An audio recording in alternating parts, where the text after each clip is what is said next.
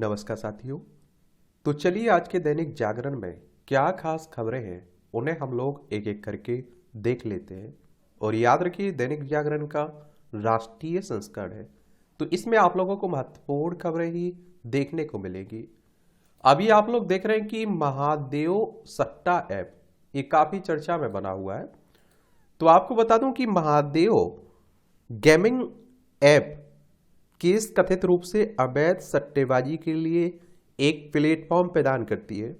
और जानकारी के अनुसार यह कंपनी कथित तौर से क्रिकेट, टेनिस, बैडमिंटन, पोकर और कार्ड गेम समेत कई लाइव गेम्स ऑनलाइन प्लेटफॉर्म के माध्यम से प्रदान करती है। और आप देखते हैं कि इलेक्ट्रॉनिक्स और सूचना प्रौद्योगिकी मंत्रालय ने आदेश जारी किया है। अधिकारियों के अधिकार के बावजूद छत्तीसगढ़ सरकार ने नहीं लगाया प्रतिबंध। सट्टेबाजी से जुड़े अन्य 21 ऐप को भी सरकार ने ब्लॉक कर दिया है।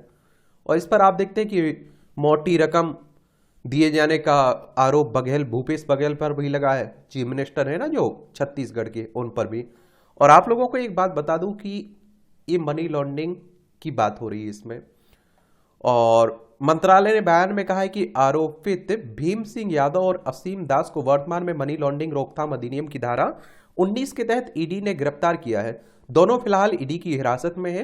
आरोपित भीम सिंह छत्तीसगढ़ पुलिस में कांस्टेबल है, जबकि असीम दास महादेव ऐप के मालिकों की ओर से पैसा पहुंचाता था।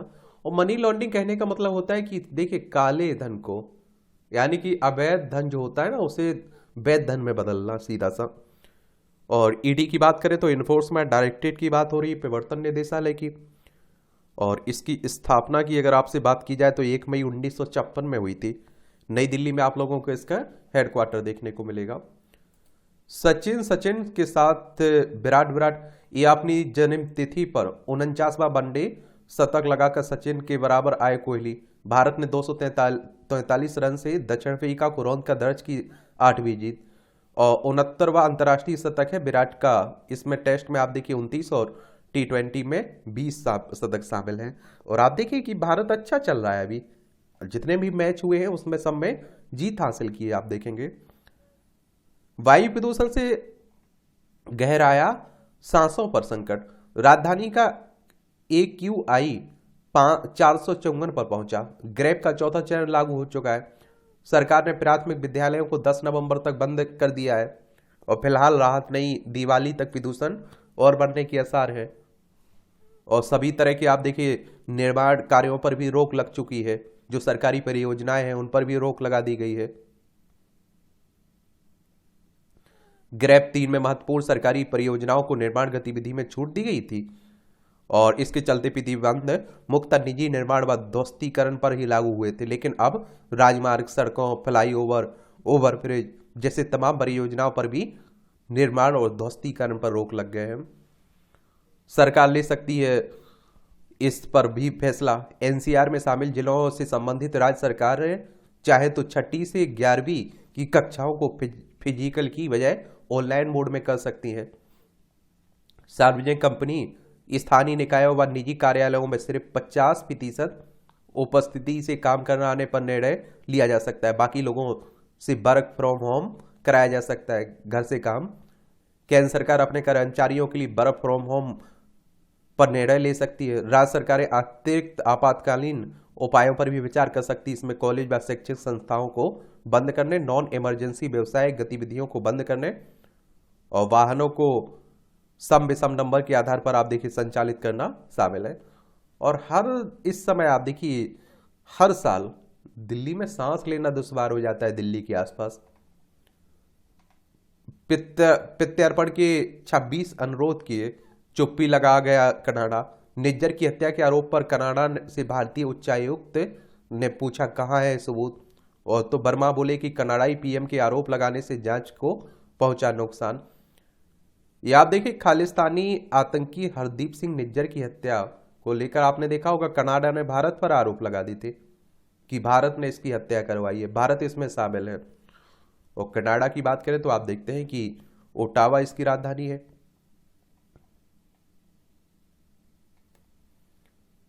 जमानत में लोकेशन साझा करने की सुप्रीम कोर्ट ने नशीले पदार्थ रखने के मामले पर जमानत देते हुए आरोपित को आदेश दिया है कि वह जांच अधिकारी के साथ लोकेशन साझा करे। हालांकि सुप्रीम कोर्ट की एक अन्य पीठ जमानत के आदेश में लोकेशन साझा करने की शर्त पर विचार कर रही है। कोर्ट ने मौखिक टिप्पणी में कहा है कि जमानत की ऐसी शर्त पहली नजर में निजता के मौलिक अधिकार का हनन कर सकती है। आर्टिकल 21 को आप लोग पढ़ते हैं ना, तो अब देखते हैं क्या होता है। और सुप्रीम कोर्ट की बात करें तो हमारी सर्वोच्च अदालत है। संविधान के अनुच्छेद 124 के तहत इसकी स्थापना की बात की गई है। 28 जनवरी 1950 में इसकी स्थापना हुई थी। आज से 27 रुपए किलो आटा बेचेगी सरकार। आप देखेंगे अगले 5 साल तक 80 करोड़ गरीब जनता को मुफ्त में राशन देने की घोषणा के बाद सरकार अब आटा व दाल भी सस्ते दाम में मुहैया कराने जा रही है। अच्छा बात।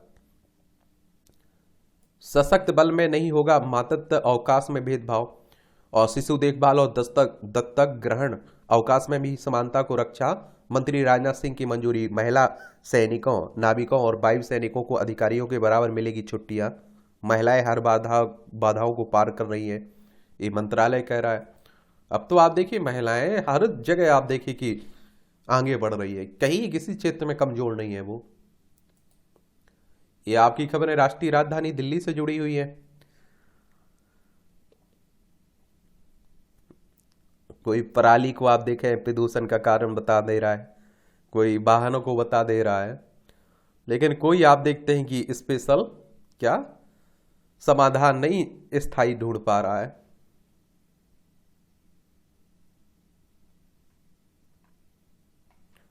पार्क में विवाह कार्यक्रम में दाखिल रिपोर्ट पर एनजीटी ने उठाया सवाल।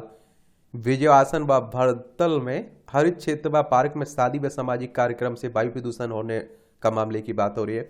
एनजीटी की बात करें तो देखिए नेशनल ग्रीन ट्रिब्यूनल की बात कर रहा हूं मैं। इसकी स्थापना 2010 में हुई थी। यमुना एक्सप्रेसवे पर 15 दिसंबर से 2 माह के लिए घटेगी अधिकतम गति सीमा। एक्सप्रेसवे पर आप देखिए पिछले साल के 10 माह के दौरान इस साल हादसों में हुई है वृद्धि। हादसे में मरने वालों की संख्या पिछले साल के सापेक्ष रही कम। 3 नए कानूनों के संसद के शीत सत्र में पारित होने के आसार हैं। ये संबंधित विधेयकों पर मसौदा रिपोर्ट आज स्वीकार करती है संसदीय समिति।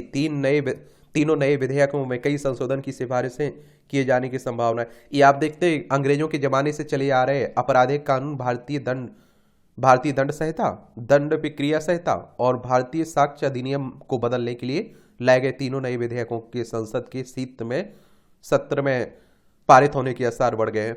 एक बात और आप लोगों को बता दूं, देखिए आप सभी जानते हैं कि जब कोई प्रस्ताव राज्यसभा लोकसभा में आता है तो उसे आप लोग विधेयक कहते हैं।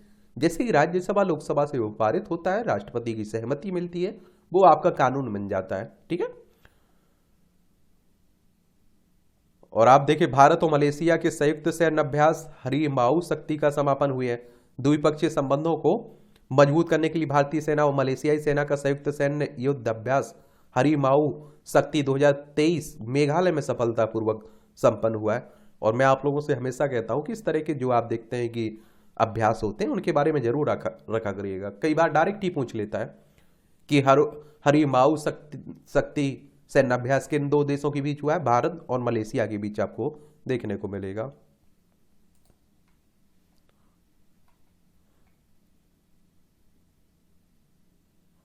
ये पिछला संस्करण 2022 में मलेशिया में किया गया था, इस बार का भारत में हुआ। जल्द पूरा होगा विदेशी विश्वविद्यालयों में पढ़ने का गरीब छात्रों का सपना। भारत में विदेशी विश्वविद्यालयों से जुड़े नियम जल्द लाने जा रहा है यूजीसी। गरीब मेधावी छात्रों को मेरिट के आधार पर छात्रवृत्ति देंगे विश्वविद्यालय।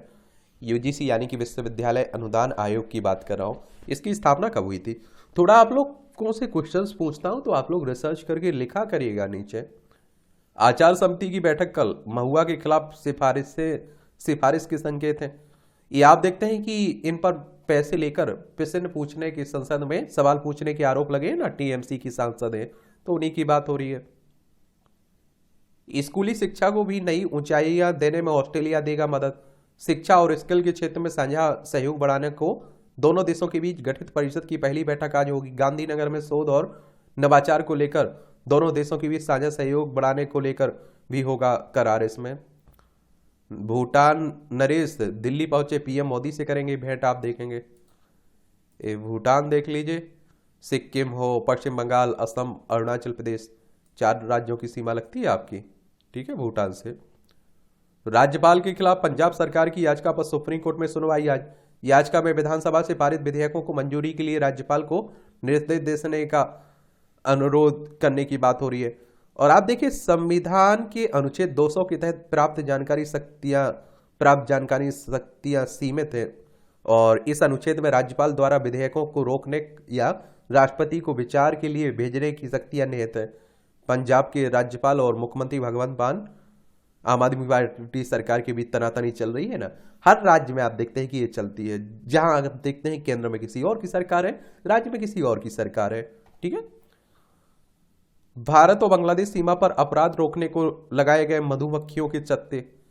ये आप देखेंगे कि बीएसएफ की पहली पहल से स्थानीय लोगों को उपलब्ध होंगे रोजगार के अवसर। इस परियोजना के लिए बीएसएफ ने आयुष मंत्रालय को भी शामिल किया है इसमें। अच्छी बात है। भारत और नेपाल की सीमा सुरक्षा बलों के बीच बैठक आज से होगी। नेपाल देखना हो तो देख लीजिए, नेपाल है। उत्तराखंड, उत्तर प्रदेश, बिहार, सिक्किम, पश्चिम बंगाल की सीमा लगती है। 5 राज्यों की सीमा। बांग्लादेश से आप देखिए, पश्चिम बंगाल हो, असम हो, मेघालय, त्रिपुरा, मिजोरम की सीमा लगती है। ये कई बार पूछ लेता है कि किस राज्य की सीमा किस देश से लगती है, कितने राज्यों की सीमा कौन से देश से लगती है, याद रखा करिएगा। ये आप देख रहे हैं कि चुनावी समय चल रहा है तो बड़ी चर्चाएं हो रही हैं, घोषणाएं हो रही हैं, गारंटियां दी जा रही हैं। आप लोगों से एक सवाल है मेरा। क्या सवाल है कि चुनाव आयोग के बारे में एक विस्तार से आप लोग नीचे लिखिएगा। ठीक है, इसके बारे में हर दिन हम लोग इस पर बात करते हैं और आपके हर एग्जाम में क्वेश्चंस भी पूछे जाते हैं, तो ये जरूर आप लोगों को करना है। ठीक है।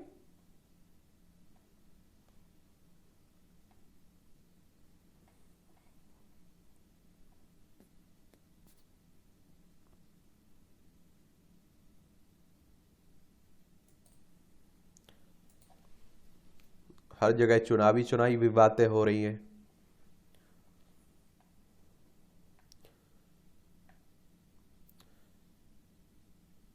जाति आधारित गणना में अति पिछड़ों के साथ हुआ अन्याय। ये आप देखते हैं केंद्रीय गृह मंत्री आरोप लगा रहे हैं। बिहार ने अभी गणना करवाई ना, और आप देखेंगे कि ये सर्वे कर सकते हैं आप लोग एक।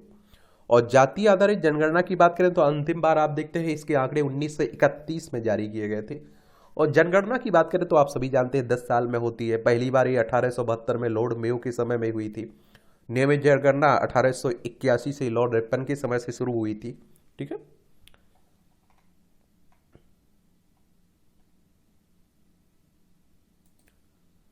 जो सनातन की बात करेगा, संतों का उस पर हाथ रहेगा।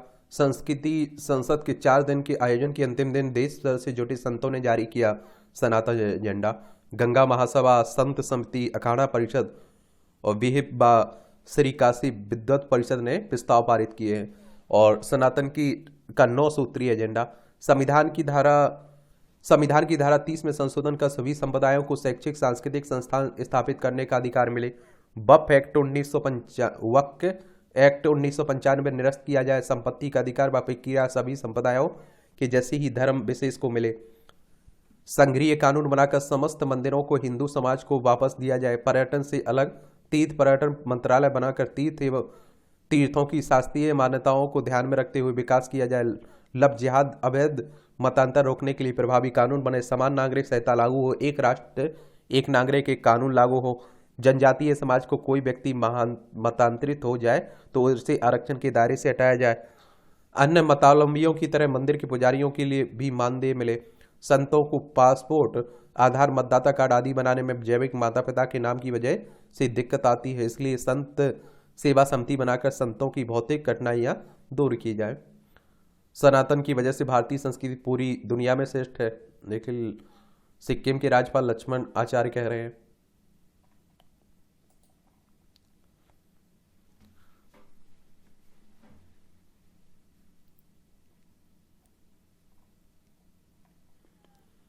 बीएचयू पे शासन झुका। आईआईटी के चारों ओर नहीं बनेगी 4 दीवारी।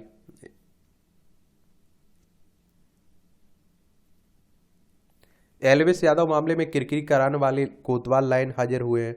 कोटा पुलिस ने थानेदार को किया था फोन, लेकिन अधिकारियों को देर से सूचना देने की चर्चा है। ये अधिकारियों ने किरकिरी से बचने के लिए अपराध नियंत्रण में लापरवाही बरतने का बनाया। ये आप लोग बताएं, आपको मालूम होगा रेव पार्टियों में शराब सप्लाई करने का मामला एफआईआर दर्ज हुई है ना एल्विस यादव पर, यूट्यूबर है। और बिग बॉस में आपने देखा होगा पिछले साल विजय थे और आप लोगों को विनय थे। और आप लोगों को मालूम होना चाहिए कि देखिए रेव पार्टियां क्या होती हैं, बड़ी बड़ी पार्टियां, अयासी की पार्टियां कह लीजिए। इसमें आप देखते हैं ड्रग्स चलता है और गुप्त तरीके से की जाती है। ये अंग्रेजों के देन है। आप देखेंगे कि पश्चिम में होती थी शुरुआत, वहीं से हुई है। हानिकारक रसायन नहीं, अब जैविक विधि केले को रखेगी सुरक्षित। बिहार कृषि विश्वविद्यालय के विज्ञानी की अहम शोध को मिला अंतर्राष्ट्रीय पेटेंट, किसानों को होगा इससे फायदा। जो आप देख रहे हैं कि सांसों का संकट छाया हुआ है, 11.9 वर्ष कम हो सकती है खराब हवा में सांस लेने की वजह से दिल्ली में रहने वालों की जिंदगी। 68 दिन ही रही दिल्ली की हवा सांस लेने के लायक वर्ष 2022 में एक अध्ययन के अनुसार। 25 से 30 सिगरेट पीने से शरीर को होने वाले नुकसान के बराबर दिल्ली की हवा में सांस लेने वालों की सेहत को खतरा है। चलिए, वायु प्रदूषण, गाड़ियों के धुएं से भी होता है प्रदूषण, ये भी आप देखते हैं। कैलिफोर्निया इंस्टीट्यूट ऑफ टेक्नोलॉजी में काम करने वाले बायोकेमिस्ट एरी हेगन स्मिथ कहते हैं कि सबसे अधिक वायु प्रदूषण गाड़ियों से निकलने वाले धुएं से होता है। और आप देखते हैं कि 1970 में क्लीन एयर एक्ट पास किया गया था। देशव्यापी समस्या की सोच हो विकसित। वायु प्रदूषण की समस्या सिर्फ एनसीआर या चुनिंदा सागरों तक सीमित नहीं है, आज यह देशव्यापी रूप ले चुकी है और दुनिया भर में आप देखते हैं। जन सहयोग से थामना होगा वायु प्रदूषण। वायु प्रदूषण की रोकथाम में आम लोगों की भागीदारी बहुत जरूरी। नागरिकों को वायु प्रदूषण के स्रोतों और इससे होने वाले नुकसान के बारे में बताया जाना चाहिए। इस वजह तरह से आप देखिए उनके पर्यावरण के अनुकूल रहन सहन अपनाने के लिए प्रेरित किया जा सके।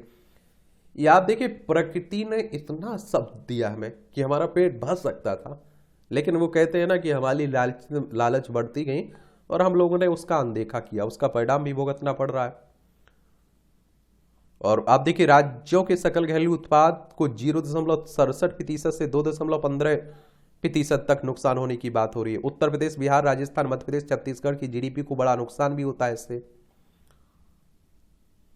वायु प्रदूषण रोकने के लिए जिम्मेदार सरकार सरकारी एजेंसियों की है, लेकिन वायु प्रदूषण कम करने में नागरिक के तौर पर हमारी भी जिम्मेदारी। आप कुछ आसान और छोटे कदमों से वायु प्रदूषण कम करने में अहम योगदान दे सकते हैं। सार्वजनिक परिवहन का इस्तेमाल करिए, जरूरत ना होने पर लाइट बंद रखिएगा। उत्पादों का रीयूज और रिसाइकलिंग की बात हो रही, कचरा जलाने और सिगरेट पीने से बचे, इतना आप लोग भी कर सकते हैं, दे सकते हैं अपना योगदान। भारतीय सेना की रॉकेट फोर्स होगी बैलिस्टिक मिसाइलों से लैस। आप देखेंगे विलय के बाद मध्यम दूरी की बैलिस्टिक मिसाइलों की परंपरागत भूमिका होगी। यहां आप लोगों को देखिए संपादकीय पाठ की बात हो रही है, संपादकीय पाठ है एडिटोरियल वाला, और ये आपको प्रीलिम्स में, मुख्य परीक्षा में, इंटरव्यू में हर जगह मदद पहुंचाएगा। आंसर राइटिंग करेंगे वहां भी आपको मदद मिलेगी, निबंध लिखेंगे वहां भी मदद मिलेगी, एक सामान्य जानकारी मिलेगी आपको। जिम्मेदारी का परिचय दें, जनप्रतिनिधि। भारतीय संसद सर्वोच्च जनप्रतिनिधि निकाय है, इसे विधि निर्माण के साथ संविधान संशोधन के अधिकार भी है। और अब देखते हैं कि लेकिन काफी समय से संसदीय गरिमा को आहत करने वाली घटनाएं बढ़ी है। तृणमूल कांग्रेस की सांसद महुआ मोइत्रा पर पैसे लेकर सवाल पूछने पर मामला लोकसभा की आचार समिति में विचाराधीन है। यह मसला गंभीर है। समिति की पहली बैठक अप्रिय विवाद की भेंट चढ़ गई है।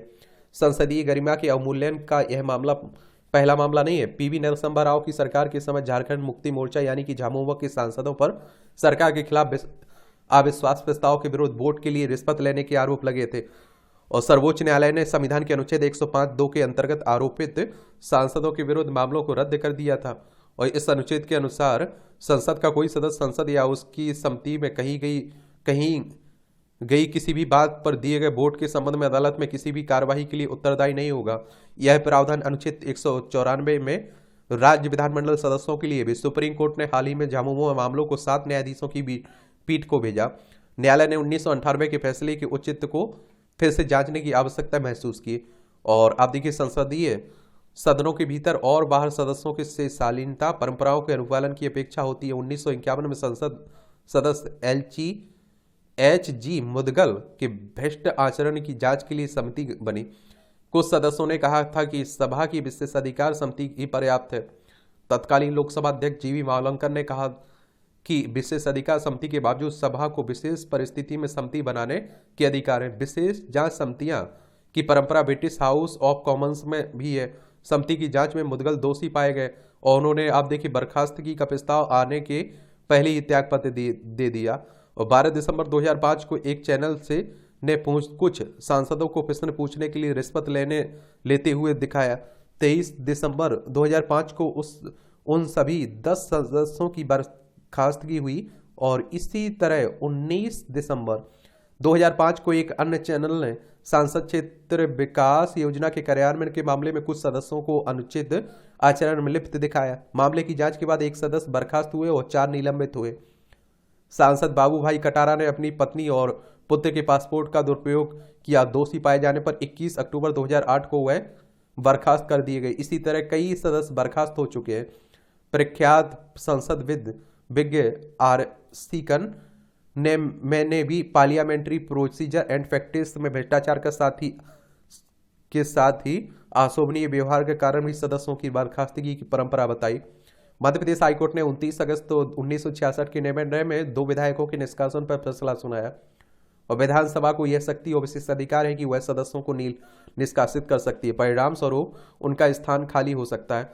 सभा के इस निर्णय को न्यायालय में चुनौती नहीं दी जा सकती है। दरअसल सदस्यों के लिए सुनिश्चित आचार संहिता नहीं है और विधायी निकायों के पीठासीन अधिकारियों के सम्मेलनों में अनुशासन और शिष्टाचार बनाए रखने का मुद्दा चर्चा में रहता है। गुजरात में पीठासीन अधिकारियों के सम्मेलन मई 1992 में तय हुआ था कि सदनों के भीतर अनुशासन और शिष्टाचार के मुद्दे पर विचार के लिए अखिल भारतीय सम्मेलन बुलाया जाए। सितंबर 1992 में पीठासीन अधिकारी और नेताओं और संसदीय कार्य मंत्रियों कुछ विशिष्ट सदस्यों और वरिष्ठ अधिकारियों का संसद में सम्मेलन हुआ। उसमें आप देखिए परंपरागत मानदंडों नियमों प्रावधानों के आधार पर एक प्रारूप बना। इसे अनुशासन तथा शिष्टाचार पत्रक में जोड़ा गया। अपेक्षा की गई कि सभी दल अपने विधायकों सांसदों के लिए आचार संहिता बनाए और आप देखते हैं कि उसका अनुपालन सुनिश्चित करें। लोकसभा के स्वर्ण जयंती सत्र में भी यही मुद्दा आप देखते हैं कि आया। सभा द्वारा पारित संकल्प में गरिमापूर्ण आचरण पर जोर दिया गया। पीठासीन अधिकारियों के हर सम्मेलन में आचार संहिता का विषय चर्चा में रहा, किंतु संसद एवं विधानमंडल के सदस्यों के लिए पालनीय आचार संहिता का विषय अंतिम रूप से निस्तारित नहीं है। 13वीं लोकसभा में अध्यक्ष ने सदन में 15 सदस्यीय आचार समिति को संसदीय व्यवहार संबंधी अनैतिक आचरण से जुड़ी शिकायतों की जांच करने और आप देखिए औचित्यपूर्ण सिफारिशों का दायित्व सौंपा। समिति ने आप देखें 31 अगस्त 2001 को पहला प्रतिवेदन प्रस्तुत किया। इसे 22 नवंबर 2001 को सदन के पटल पर रखा गया। 16 मई 2002 को सभा ने स्वीकृत किया। समिति की सिफारिश के केंद्र में संविधान के मूल कर्तव्यों का ध्यान, नैतिकता, शालीनता और जीवन मूल्यों का उच्च स्तर कायम रखना आदि था। वस्तुतः सदनों में अव्यवस्था अखिल भारतीय संसदीय बीमारी है। पीठासीन अधिकारी के समक्ष व्यवस्था बनाए रखने की चुनौती होती है। सदस्यों का निलंबन आखिरी विकल्प होता है। 15 मार्च 1989 को राजीव गांधी सरकार के दौरान इंदिरा गांधी हत्याकांड का ठक्कर आयोग की रिपोर्ट को लेकर सांसद हंगामा कर रहे थे और तब 63 सांसद निलंबित हुए थे। इसी तरह 13 फरवरी 2014 को 18 सांसद निलंबित हुए थे। 4 अगस्त 2015 को 25 सांसद 5 दिनों के लिए निलंबित किए गए थे। 2021 में कृषि कानूनों पर हंगामा करने वाले 12 सांसदों को राज्यसभा में निलंबित किया गया था। जुलाई 2022 में आप देखिए राज्यसभा में 19 सांसदों को निलंबित हुआ था। मूलभूत विषय यह है कि सदनों के भीतर हंगामा और विकल्पहीनता में सदस्यों का निलंबन क्या संसदीय प्रणाली का अनिवार्य हिस्सा बन गया है? क्या अपनी बात को प्रभावी ढंग से रखने का एकमात्र विकल्प आचारहीनता ही है? और सांसद और विधायक विशेषाधिकार से युक्त माननीय होते हैं। उनका आदर्श आचरण संसदीय लोकतंत्र को मजबूत करता है। आचरण की थोड़ी सी त्रुटि भी आमजनों को संसदीय व्यवस्था से निराश करती है। संसदीय व्यवस्था से जुड़े महानुभाव सम्यक चिंतन करें। लेखक उत्तर प्रदेश विधानसभा के पूर्व अध्यक्ष रहे हृदय नारायण दीक्षित के द्वारा यह आर्टिकल लिखा गया है। बाजारों में स्थानीय उत्पादों की रौनक। अब वह समय बीत रहा है जब प्रति वर्ष त्योहार के सीजन पर देश के बाजारों में चीनी सामान भर जाते थे। अब आप देखिए लोकल की बात हो रही है। भारत द्वारा चीन से किए गए आयात का जो मूल्य अप्रैल से सितंबर 2022 में 52.42 अरब डॉलर था ना, वह घटकर अप्रैल से सितंबर 2023 में 50.47 अरब डॉलर रह गया है। और आप देखते हैं हमारे प्रधानमंत्री साहब स्वदेशी की बात कर रहे हैं ना हर समय, ये भी आप लोग देखते रहते होंगे। लोकल फॉर वोकल की बात कर रहे हैं। ये आप देखेंगे ऊर्जा उत्सव, हमारे देश को विभिन्न धर्मों, आस्थाओं, त्योहारों, उत्सवों का देश है। पूरे वर्ष कहीं ना कहीं आप देख धार्मिक उत्सव मनाए जाते हैं। अभी नवरात्र और दशहरा बीता है, धनतेरस, दीपावली, भाई दूज, छठ आदि त्योहार आने वाले हैं। चलिए सब चलते रहते हैं त्योहार। आप लोग पढ़ते रहिए, आप लोगों के लिए हर दिन एक नया त्योहार है और आपको तैयारी करते रहना है। त्वरित न्याय की राय, अंग्रेजों के बनाए हुए आपराधिक कानूनों के स्थान पर 3 नए कानूनों की रूप प्रारूप पर विचार विमर्श कर रही संसदीय समिति एक मत से किसी नतीजे पर पहुंच रही है या नहीं, यह आज कल में स्पष्ट हो जाएगा।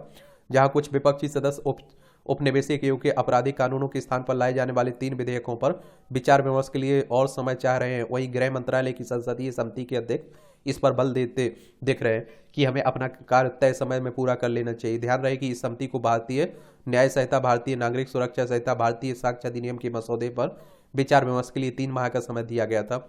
चूंकि यह अवधि पूरी होने वाली है, इसलिए समिति को अपने रिपोर्ट सौंप देनी चाहिए। इन विधेयकों पर विचार विमर्श के लिए 3 माह के समय को कम नहीं कहा जा सकता है, इसलिए और भी क्योंकि इन तीनों विधेयकों के प्रारूप पर पहले ही व्यापक विचार विमर्श हो चुका है। इन विधेयकों पर विचार की प्रक्रिया पिछले लगभग 4 साल से चल रही है। यह संभव है कि क्रांतिकारी परिवर्तन लाने वाले इन विधेयकों के कुछ प्रावधानों पर विपक्षी दलों के सदस्यों की अलग राय हो, लेकिन उचित यही है कि आम सहमति से किसी नतीजे पर पहुंचा जाए। इस पर कोई दो राय नहीं हो सकती है कि अंग्रेजों के बनाए हुए आपराधिक कानून अब एक बड़ी हद तक अप्रासंगिक हो चुके हैं, क्योंकि अंग्रेजों ने अपने हिसाब से बनाए हुए थे। वे व्यापक बदलाव की मांग कर रहे हैं। यही ठीक है कि इन कानूनों में समय समय पर थोड़े बहुत परिवर्तन किए गए, लेकिन वर्तमान में भी अपर्याप्त सिद्ध हो रहे हैं। इसका एक कारण यह है कि अंग्रेजी शासकों ने इन कानूनों का निर्माण अपने हितों की रक्षा करने अर्थात भारत पर एन कैन पेकारेण पे शासन करने के लिए किया था। इन कानूनों का उद्देश्य न्याय देना कम बल्कि दंड देना अधिक था। अंग्रेजों के बनाए कानूनों के स्थान पर जो 3 विधेयक संसद के पिछले सत्र में पेश किए गए थे, उन्हें संसद के अगले सत्र में आम सहमति से पारित कर दिया जाना चाहिए, क्योंकि पहले ही बहुत देर हो चुकी है। इन विधेयकों को संसद में प्रस्तुत करते समय गृह मंत्री अमित शाह ने यह कहा था कि इनमें से तुरंत न्याय के लक्ष्य को पाने में आसानी होगी। यह सही है कि प्रस्तावित कानूनों में कई ऐसे प्रावधान किए गए जिनमें लोगों को समय पर न्याय मिल सके, लेकिन आवश्यकता इस बात की है कि आपराधिक कानूनों में व्यापक परिवर्तन के साथ ही न्यायिक प्रक्रिया में भी अपेक्षित सुधार के कदम उठाए जाएं। यदि न्यायिक प्रक्रिया पुरानी ढर्रे पर चलती रही तो फिर तारीख सिलसिले को रोकना संभव नहीं होगा। परीक्षा पर सवाल, इस झारखंड में प्रतियोगी परीक्षाओं में गड़बड़ी विवाद नई बात नहीं है और परीक्षाओं में गड़बड़ियां रोकने के लिए प्रभावी तंत्र बनाया जाना चाहिए ताकि मेधावियों के साथ न्याय हो और गलत लोगों का चयन नहीं हो। ये झारखंड की बात ही नहीं, हर राज्य में देख लीजिए आप लोग, जैसे तैसे पेपर होता है, बाद में मालूम चलता है आपको कि पेपर आउट हो चुका है, धांधली हो गई। महिलाओं के काम को भी मिले तरजीह। एक बात आप लोग देखते हैं कि आप अपने घर में ही देखते होंगे कि आपकी माँ हो या कोई भी आपके घर में महिला हो, सुबह जल्दी आप देखते हैं 4-5 बजे उठ जाएंगी, रात में 10 बजे तक काम करती रहती हैं, 11 बजे तक काम करती रहती हैं, घर में सबका ख्याल रखती है, सबको खाना खिला देती हैं, बाद में खाना खाती हैं। और आप सोचिए उनके काम आप देखते हैं कोई पुरुष बाहर काम करने जाता है, 6-7 घंटे 5-6 घंटे करके आता है और ऐसे दिखाता है पूरा घर वही चला रहा हो, पूरी मेहनत उसी पर हो, लेकिन महिलाओं के काम को अनदेखा कर दिया जाता है। लेकिन महिलाएं ज्यादा काम करती हैं, मेहनत। वैश्विक स्तर पर सप्ताह में 4 दिन काम करने को लेकर विचार चल रहा है। इसी बीच इन्फोसिस के संस्थापक नारायण मूर्ति ने देश की उत्पादकता में सुधार के लिए भारतीय युवाओं को सप्ताह में 70 घंटे काम करने की सलाह दी। उनका मानना है कि भारत की उत्पादकता में सुधार करने के लिए युवाओं को ऐसा करना चाहिए। देखा जाए तो अक्सर हमारे समाज में पुरुषों के काम की तो चर्चा होती है, जबकि महिलाओं के काम को लेकर कोई बात नहीं करना चाहता है। महिलाएं पुरुष से कहीं अधिक काम करती हैं। IIM अहमदाबाद के प्रोफेसर नम्रता चिंदारकर के शोध के मुताबिक औसतन भारतीय महिलाएं अपने दैनिक समय में 7.2 घंटे घरेलू वह भी अवेतनिक कामों पर खर्च करती है। उन्हें उसका वेतन नहीं मिलता है। वही SBI की रिपोर्ट की माने तो बिना वेतन के घर का काम करने वाली महिलाएं देश की GDP में 22.7% 22.7 लाख करोड़ रुपए का योगदान करती हैं। भारत में बड़े पैमाने पर महिलाएं घर के कार्यों कामों में समय व्यतीत करती है। परिजनों को खुद खुश रखने के लिए उनके स्वास्थ्य की देखभाल करना, बच्चों से लेकर बुजुर्गों तक की जरूरतों को पूरा करना महिलाओं की ही जिम्मेदारी में आता है। भारत ही नहीं, समूचे विश्व में ही बहुत सी महिलाएं बिना किसी वेतन के काम करने को मजबूर है। और बात अगर स्पेन की करें तो स्पेन में महिलाओं को रोजाना 13 घंटे काम करना पड़ता है, जबकि पारिश्रमिक सिर्फ 7.3 घंटे की मिलता है। उन्हें खासतौर से बच्चों की देखभाल सहित घरेलू काम के लिए पारिश्रमिक नहीं दिया जाता है। ऐसे में नारायण मूर्ति ने भले ही सप्ताह में 70 घंटे काम की वकालत की हो, लेकिन मातृशक्ति पहले से ही अपने जीवन में यह जिम्मेदारी निभा रही है। वह घर परिवार के साथ के काम के साथ ही बाहर के कामों में भी आगे आ रही है। फिर चाहे बात खेती किसानी की हो या फिर आप देखिए किसी कंपनी में काम करने की हो, महिलाओं बिना किसी शिकायत के सारी जिम्मेदारियां निभा रही है। देश की आबादी में तकरीबन 60% युवा हैं। विश्व स्वास्थ्य संगठन की एक रिपोर्ट के मुताबिक 2016 में वैश्विक स्तर पर ज्यादा काम की वजह से लगभग 8 लाख लोगों की मौत हो गई है। और उसकी एक अन्य रिपोर्ट के मुताबिक हफ्ते में 55 घंटे या उससे ज्यादा काम करने का स्टॉक खतरा 35% बढ़ जाता है। और दिल से जुड़ी बीमारियां होने का खतरा भी 17% तक बढ़ जाता है, जो कहीं ना कहीं जीवन जीने की स्वतंत्रता पर भी असर डालने वाला है। युवाओं को सिर्फ कोल्हियों का बैल बना देने से देश विकास नहीं कर सकता है। जरूरत स्किल डेवलपमेंट और बेहतर कार्य करने के अवसर उपलब्ध कराने का भी है। और आप देखिए फिर रोजगार मिले तो ये भी तो है, तब तो काम करेगा कोई। WHO की बात करें तो आप देखिए, वर्ल्ड हेल्थ ऑर्गेनाइजेशन की बात कर रहा हूँ, 7 अप्रैल 1948 में इसकी स्थापना हुई थी। जेनेवा स्विट्जरलैंड में है, आपको हेडक्वार्टर देखने को मिलेगा। 7 अप्रैल को आप लोग विश्व स्वास्थ्य दिवस भी तो मनाते हैं। यहां भी कुछ कॉलम रहते हैं, देख लिया करिएगा।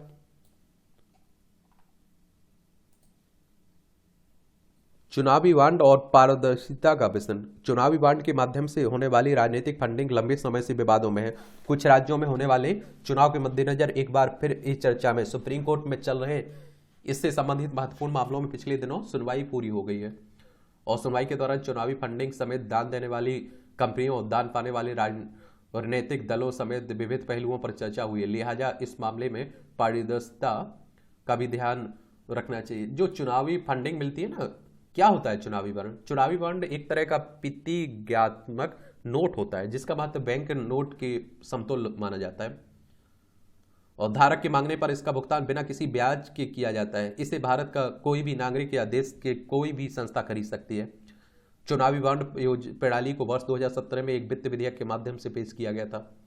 इसे वर्ष 2018 में लागू किया गया था। मालूम हो कि केवल वे राजनीतिक दल जो लोक प्रतिनिधित्व अधिनियम 1951 की धारा 29A के तहत पंजीकृत हैं, जिन्होंने पिछले आम चुनाव में लोकसभा या विधानसभा के लिए डाले गए वोटों में से कम 1% वोट हासिल किया है, वे ही चुनावी बॉन्ड हासिल करने के पात्र हैं। वास्तव में चुनावी बॉन्ड कंपनियां धनी व्यक्तियों व्यक्तिगत दानकर्ताओं और विदेशी संस्थाओं को परोक्ष रूप से राजनीतिक शक्ति प्रदान करती है। सार्वजनिक वो चंदा देने की वालों की जानकारी। अब आप देखें कि ये तो मालूम चले कि कौन पार्टी को कौन दे रहा है, कैसे मिल रहा है, उसी की बात हो रही। इतना धुंधल का क्यों है भाई? खरी खरी तंज कसा जा रहा है इस तरह से। विपक्षी गठबंधन का टूटना भ्रमजाल है। देखिए 2024 के लिए विपक्षी गठबंधनों की बात हो रही है, फिर अपने अपने सबके हित है। देखते हैं क्या हो। तो हम लोग, यह नीति नहीं वादों का चुनाव है, ये सब जानते हैं आप लोग की हर जगह घोषणाएं हो रही हैं, गारंटियां दी जा रही है। चालू वित्त वर्ष के पहले 7 माह में बिजली की खपत 9.4% बढ़ी। कर्ज जमा वृद्धि में बैंक ऑफ महाराष्ट्र शीर्ष पर है। एफपीआई ने नवंबर में 3,412 करोड़ निकाले। विदेशी पोर्टफोलियो निवेश की बात हो रही है। 9 कंपनियों का पूंजीकरण 97,463 करोड़ रुपये बढ़ा। आईओसी ने मार्केटर पेट्रोलियम को 148 करोड़ में खरीदा। ये हमारी इंडियन ऑयल कॉरपोरेशन है ना, उसी ने पहली छमाही में रीट इन बिट में 18,658 करोड़ रुपये का निवेश। विशेषज्ञ बोले अनुकूल सरकारी नीतियां और इंफ्रास्ट्रक्चर विकास पर ध्यान देने का मिला लाभ। पूरे वित्त वर्ष 2022-23 में आप देखिए इनबिट को केवल 2,596 करोड़ का निवेश मिला था। रीट में कोई निवेश न था। देश में हाइपर लूप के जल्द इस्तेमाल की संभावना ही है। सरकारी प्रयासों से गैर जरूरी वस्तुओं का आयात घटा। अंतरिम आदेशों की अवधि 6 माह तक सीमित करने पर पुनर्विचार करे supreme court. Allahabad high court की पीठ ने सुप्रीम कोर्ट को एशियन रीसरफेसिंग केस में निर्णय पर पुनर्विचार के अनुरोध के साथ भेजा रेफरेंस है। तो यह भी आप देखते रहते चलता रहता है। सोता हुआ शहर कैसे बदला, इंदौर पर अध्ययन होना चाहिए, पीयूष गोयल साहब कह रहे हैं। आप देखते हैं ये अंतर्राष्ट्रीय खबरें हैं। ये आप देखते हैं इजरायल और हमास के बीच चल ही रहा है युद्ध, दुनिया में चर्चा में बना हुआ है। नेपाल में भूकंप के केंद्र बारीकोट में चमत्कारिक रूप से बचे सभी लोग। ये आप देखते हैं 157 लोग मारे गए ना। भूकंप कहने का मतलब होता है भूमि का कांपना एक तरह से, ठीक है। फिलीपींस को 7 हेलीकॉप्टर देगा भारत। रूस ने अंतर महाद्वीपीय बैलिस्टिक मिसाइल वुलावा का परीक्षण किया। पश्चिमी देशों के साथ बढ़ते तनाव के बीच किया सफल परीक्षण। सबमरीन इम्पीरेटर अलेक्जेंडर 3 ने स्वेत सागर से दागी वुलावा मिसाइल। वुलावा पुतिन एक ही है, किसी हमशक्ल का नहीं हो रहा उपयोग, एक क्रेमलिन कह रहे हैं। चुनावी तिथि मामला अनावश्यक रूप से सुप्रीम कोर्ट लाया गया। ये पाकिस्तान में की बात हो रही है। हैम्बर्ग हवाई अड्डे पर गतिरोध खत्म, संदिग्ध गिरफ्तार हुआ है। ये आप देखिए जर्मनी के हैम्बर्ग। फिलीपींस में रेडियो एंकर की फेसबुक लाइव स्ट्रीम के दौरान हत्या, गजब। ये आप देखिए बांग्लादेश के पूर्व गृह मंत्री अल्ताफ हुसैन गिरफ्तार हुए हैं। रेलवे लाइन और राजमार्गों की सुरक्षा के लिए देश भर में आप देखते हैं 65,000 जवान। यहाँ बांग्लादेश में भी आप देखते हैं कि बड़ी हिंसा हो रही है ना, नाकेबंदी उसी की बात हो रही। यूएन ने पाक में महिलाओं व बच्चों की सुरक्षा की मांग की है। यह यूएन यानी कि संयुक्त राष्ट्र की बात हो रही है, यूनाइटेड नेशंस की। 24 अक्टूबर 1945 में स्थापना हुई थी। न्यूयॉर्क में इसका हेडक्वार्टर देखने को मिलेगा, यूएसए में। लंदन में फायर वर्क्स नाइट पर आतिशबाजी। 1605 में संसद भवन को उड़ाने की गई थी फॉक्स की साजिश की विफलता की बरसी पर लंदन में वेटरसी पावर स्टेशन के पास आतिशबाजी करके जश्न मनाया जाता है एक तरह से। ये आप देखिए खेल का क्षेत्र है, अच्छा चल रहा है भारत आपका क्रिकेट में। तो देखते हैं फाइनल में क्या होता है, ठीक है। तो ये भी याद रखा करिए। भारत की वैशाली ने जीता फेडे ग्रैंड स्विस शतरंज का खिताब। देमित्रोव को हराकर जोकोविच बने विजेता। ये आप देखिए सर्बिया के नोवाक जोकोविच ने। जापान को रोंद भारतीय महिलाएं बनी चैंपियन। भारतीय महिला हॉकी टीम ने रविवार को एशियन चैंपियन ट्रॉफी के फाइनल में जापान को 4-0 के अंतर से हराकर खिताब जीता है। विजय उत्सव, दिवाली आने वाली है, देख लीजिए। और जीत ही राजा रामचंद्र लंका नगर। चलिए सब आप देखते रहा करिएगा। गेहूं के डंठल से बनाए राम मंदिर। मिसाइल विध्वंस सूरत पोत का आज होगा अनावरण। ये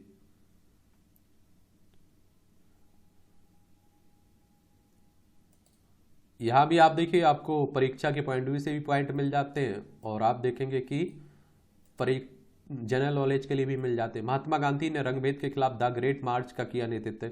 1913 में आज ही के दिन महात्मा गांधी ने दक्षिण अफ्रीका में रंगभेद की नीतियों के खिलाफ द ग्रेट मार्च का नेतृत्व किया था। इस मार्च में 2000 भारतीय खदान कर्मियों ने न्यू कैसल से नटाल तक की पदयात्रा की थी। मार्च के दौरान महात्मा गांधी को उनके समर्थकों के साथ गिरफ्तार कर लिया गया था। जापान ने सुभाष चंद्र बोस को सौंपे अंडमान निकोबार द्वीप समूह। 1943 में दूसरे विश्व युद्ध के दौरान आज ही के दिन जापान में ने नेताजी सुभाष चंद्र बोस को अंडमान निकोबार द्वीप समूह सौंपे थे। 30 दिसंबर 1943 को नेताजी ने अंडमान निकोबार द्वीप समूह में यूनियन जैक उतार कर तिरंगा फहराया था।